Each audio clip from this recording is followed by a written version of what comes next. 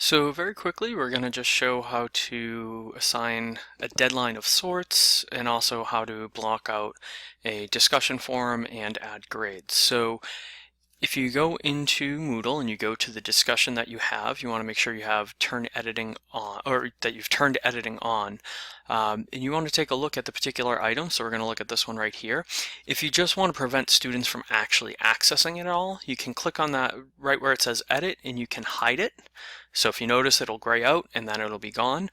So that's certainly one way you can kind of eliminate or create a deadline.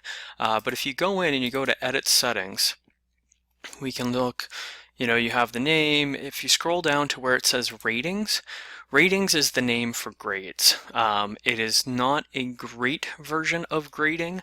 Other learning management systems have this a bit more enhanced, and hopefully we'll have an upgrade to address this, but in the future. But for now, what you would do is you'd come here to look at aggregate type. So how do you want these ratings considered? Because the way this works is each and every post gets a rating, and so, or you can give each and every post a rating, and so it's asking how do you aggregate, how do you kind of look at them. So you can look at maximum rating, so whichever one gets the highest rating, minimum rating, the sum of the ratings, all of those things depending on how you want those points to add up.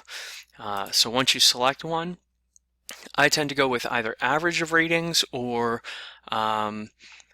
sum of ratings, depending on how I've set it up in my gradebook. But I'll go for this one with, I'll go with average of ratings, and then it's going to ask you for the scale. It's going to give you, do you want a scale, do you want a point?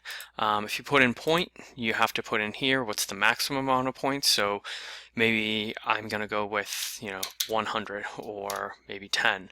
If I did scale, then it'll tell me, well, here are the scales, and you can go into the grades to look at how those scales are broken down.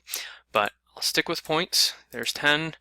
And then here's where you can actually restrict the rating of items. So this isn't the same as kind of cutting people off, in that people will still be able to contribute to the discussion. But what it means is those that are added outside of this particular time period cannot be graded. They're there, but they're not part of one's grade. So you can click on this and you can change the date to whenever you want, say this date, the time, all of that.